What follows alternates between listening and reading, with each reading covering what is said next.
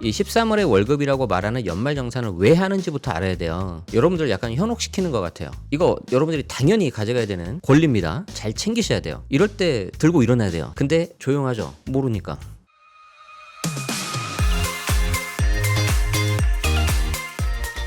자, 안녕하세요. 맛동산 구독자 여러분. 세금지우개 제네시스 박입니다. 자, 여러분 13월의 월급이란 말 많이 들어보셨죠? 연말정산.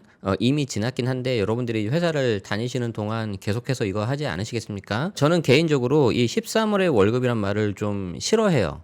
좀 안 좋아합니다. 왜 그러냐면은 여러분들 약간 현혹시키는 것 같아요.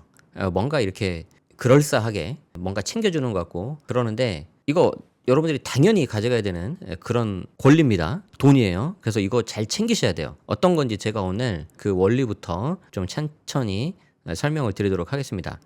자, 일단 여러분들이 이 13월의 월급이라고 말하는 연말정산을 왜 하는지부터 알아야 돼요. 자, 여러분들이 뭔가 돈을 법니다. 소득이라고 하죠. 개인이 돈을 버는 방법은 거의 두 개예요. 개인 사업을 하시거나 아니면 직장 가서 월급을 받으셔야 됩니다. 대부분은 근로자가 많으시겠죠. 그리고 이제 자영업자도 꽤 많이 있으시단 말이에요. 그럼 내가 예를 들어서 커피숍을 한다고 할까요? 커피숍을 하면 제가 개인 사업자잖아요. 이때 벌어들이는 돈은 사업소득이라고 해요. 자, 그리고 내가 직장 회사를 다니면서 월급을 받잖아요. 이거는 근로소득이라고 합니다. 우리 세법은 저처럼 개인이 버는 돈에 대해서 8가지로 구분을 해요. 이자, 배당, 사업, 근로, 연금, 기타, 양도, 퇴직. 여기 이제 하나가 더 추가되냐 마냐 그러고 있죠. 금투세라고 해서. 자, 그거는 이제 다른 채널에서 많이 말씀하시니까 생략을 하고요. 자, 일단 이 8개로 구분을 하는데 내가 벌어들인 소득이 뭘로 구분되느냐가 우리 소득세법에서는 굉장히 중요해요. 이게 좀 약간 어렵고 딱딱한 이야기일 수 있는데 여러분들 삶에 굉장히 큰 영향을 미칩니다. 예를 들어서 제가 회사를 다니고 있어요. 그럼 근로소득으로 과세가 되고요. 집을 사다가 팔았어요. 그러면 양도소득이 나옵니다. 회사를 오래 다니다가 퇴사를 합니다. 그럼 퇴직소득세가 나오죠? 근데 제가 밑에 양도와 퇴직은 색깔을 좀 다르게 했잖아요. 왜 그러냐면은 위에 6개하고 합산되지가 않아요. 자, 왜 그러냐면 내가 이자, 배당, 사업, 근로, 연금, 기타는 수시로 받는 소득이에요. 그래서 1년 단위로 묶어가지고 과세를 하는데 양도하고 퇴직은 어쩌다 한 번이거든요. 뭐 수시로 집을 사고 파는 사람이 몇이나 되겠습니까? 그리고 수시로 회사를 그만두고 입사하고 그런 사람이 얼마나 되겠어요. 그래서 굉장히 합리적으로 이 2개의 소득과 이 6개의 소득은 합산하지 않아요. 너무 세부담이 커져 버리니까. 자, 그런데 내가 회사를 다니면 근로소득이 나온다 그랬죠. 월급 받으니까. 근데 내가 몰래 부업으로 커피숍을 운영을 하고 있어요. 그럼 사업소득이 나와서 이 2개가 합산이 되는 겁니다. 자, 그런데 우리는 연말정산이 오늘 포인트이기 때문에 이걸 제가 말씀드리고 싶어요.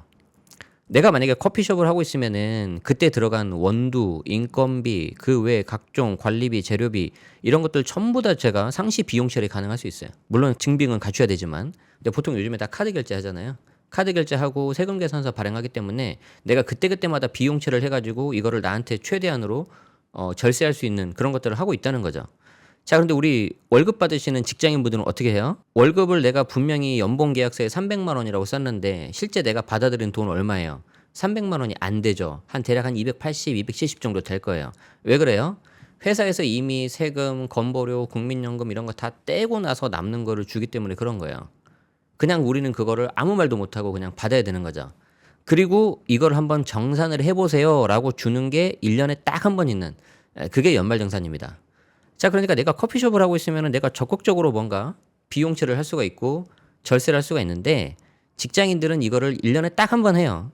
그리고 회사 근무 시간에 이거 하는 것도 굉장히 좀 눈치를 주죠. 당연히 해야 되는 권리인데. 자, 왜 그럴까요? 이거를 여러분들이 스스로 하게 하면요. 일을 못 해요. 일을 못 하기 때문에 사장님이 굉장히 싫어합니다. 그래서 회사에서 대신해 주는 거예요. 자, 그래서 근로소득 간이세액 공제라는 표가 있는데 국세청에서 받을 수 있습니다. 참고하실 수 있어요. 여기 보시면은 월 급여액이 300만 원이고 밑에 이제 전체 공제 대상 가족 수 그리고 8세 이상 20세 이하 자녀 수가 있는데 제가 단순화하기 위해서 그냥 혼자 살고 있는 분으로 했어요.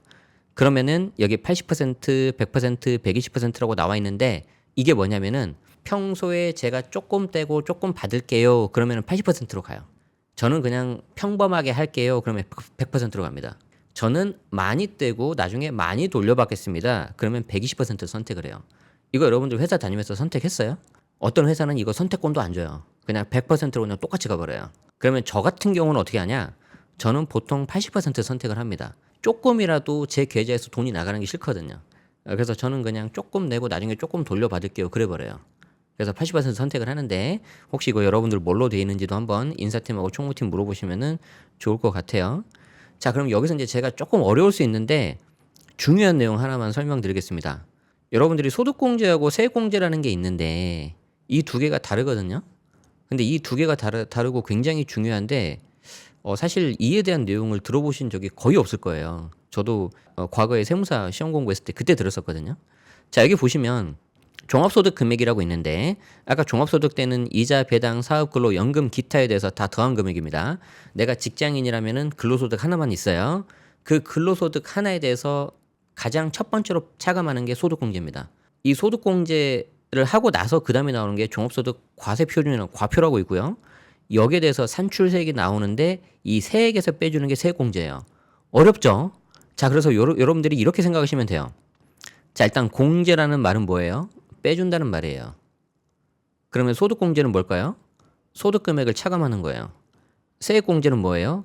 세액에서 차감하는 건데 이거 꼭 알아두세요. 여러분들이 세금 같은 거 할 때 세액이라는 말이 나오면 이거는 내가 내야 되는 세금액이에요. 자, 그래서 소득공제라는 거는 위에 있는 소득금액에서 빼준다는 거고 세액공제라는 거는 내가 세액에서 빼준다는 건데 세액이라는 게 뭐라 그랬어요? 세금이라 그랬죠. 그래서 이 두 가지 차이가 이제 어마어마하게 나옵니다. 자, 어떻게 나오냐? 근로소득에서 소득공제를 하면은 이 소득공제 때문에 밑에 있는 과세 표준이 줄어들어요. 그리고 세액공제를 하면은 내가 내야 되는 세금 자체가 줄어듭니다. 자, 그러면 이거 잘 보세요. 신입사원이 있어요. 옆에 부장님이 계세요. 자, 똑같이 소득공제 100만 원씩을 받았어요. 누가 유리할까요? 만약에 이 신입사원이 6% 세율을 적용받고 있다. 그러면 과표가 100만 원이 줄었으니까 여기에 적용되는 세율 6%만큼만 줄기 때문에 6만 원이 줄어든 효과가 나와요. 자, 그런데 우리 부장님은 세율 자체가 35%예요. 그러면 과표 100만 원이 줄어들면은 무려 35만 원이 줄어드는 효과가 나와요. 자, 그런데 소득공제가 아니라 세액공제라고 해볼까요? 세액공제를 똑같이 12만 원만 적용한다. 그러면은 신입사원도 12만 원이 줄어드는 거고 부장님도 똑같이 12만 원이 줄어드는 거예요. 그럼 누가 유리해요? 신입사원은 소득공제를 하면 6만 원밖에 안 줄어드는데 세액공제를 하니까 12만 원이 줄어요. 부장님은 소득공제를 하면 35만 원 줄일 수가 있었는데 세액공제로 바뀌어버리면 12만 원밖에 절세가 안 됩니다. 자, 그래서 소득공제는 정리를 해보면 소득금액을 차감시켜주고요. 과표를 줄여주기 때문에 여기에 적용되는 세율만큼 줄어요. 상대적으로 고소득자가 유리합니다. 세액공제는 세금액 자체를 줄어들어요. 내가 내야 되는 세금 자체가 줄어드는 거죠. 그래서 상대적으로는 저소득자가 유리해요. 그래서 여러분들이 신입사원이라면 세액공제가 유리할 거고 내가 만약에 좀 연차가 있는 차장, 부장급이다 그러면은 소득공제가 유리할 거예요. 자, 예를 들어 보죠. 이건 실제 있었던 사례인데 과거에 제가 연말정산 받았을 때는 자녀 세액공제가 아니라 자녀 소득공제였습니다. 자녀가 한 명 있을 때, 두 명 있을 때, 세 명 있을 때 다 달랐는데 한 명당 그냥 150만 원이라고 가정해 보도록 하죠. 자, 그러면 똑같이 신입사원 있고 자녀가 한 명 있고요. 똑같이 부장님도 자녀가 한 명 있어요. 근데 과거에는 소득공제였거든요. 자, 그럼 소득공제 150만 원 줄이면은 신입사원 아까 6%라고 가정했죠. 그러면 150만 원 줄어드는 거 6%이기 때문에 9만 원 정도 차감되는 효과가 나타나요. 자, 그런데 부장님은 세율 구간이 35% 구간이기 때문에 52만 원 정도를 내가 세이브할 수 있었어요. 자, 그런데 현재 지금 자녀 소득공제요, 세액공제요. 여러분들 연말정산했을 때 세액공제죠. 자녀 한 명당 얼마? 첫 번째 아이 15만 원. 그럼 신입사원은 어떻게 되겠어요? 야, 그래 어차피 나는 9만 원 돌려받는 건데 15만 원이나 주니까 6만 원 더 받는 거잖아요. 불만이 있어 없어요? 없어요. 부장님은요? 아니 나는 52만 5천 원을 돌려받을 수 있었는데 15만 원밖에 안 준다고? 그럼 37만 원 정도가 손해보잖아요. 그러면 부장님 어떻게 되겠어요? 기분이 좋아 안 좋아요? 안 좋죠. 이럴 때 들고 일어나야 돼요 사실은. 근데 조용하죠. 소득공제에서 세액공제 바뀌었을 때. 왜 그럴까요? 모르니까. 저는 그때 이걸 공부를 하고 분명히 제가 소득공제로 기여를 하고 있었는데 언제부턴가 세액공제로 바뀌었더라고요. 가지고 제가 계산해 보니까 저한테 손해였어요. 굉장히 기분이 안 좋았죠. 그런데 이런 이야기를 할 수 있는 곳이 지금 와서야 이렇게 제가 맛동산 채널에서 하고 제 채널에서도 하고 있지만 그 당시에는 어디 가서 말할 데도 없었어요. 이거 아는 만큼 보이는 겁니다. 여러분들이 이럴 때 들고 일어나야 되는 거예요. 그래서 이 세법이라는 게 굉장히 좀 어렵고 딱딱하고 좀 고지식하고 재미없어 보이지만 여러분들이 관심에서 멀어질수록 나의 어떤 재산권을 이렇게 합법적인 방법으로 침해할 수 있다. 물론 이제 제가 이렇게 바꾼 취지는 알고는 있죠. 왜냐하면 고소득자에서 좀 이제 돈을 더 많이 걷어서 상대적으로 저소득자인 우리 신입사원하고 이렇게 좀 주니어들한테 좀 주자 이런 건데 한번 잘 생각해 보세요. 내가 이렇게 세금 이렇게 돌려받는 게 얼마나 많이 혜택이 있었는지. 그래서 이거는 세율 차이에서 발생을 해요.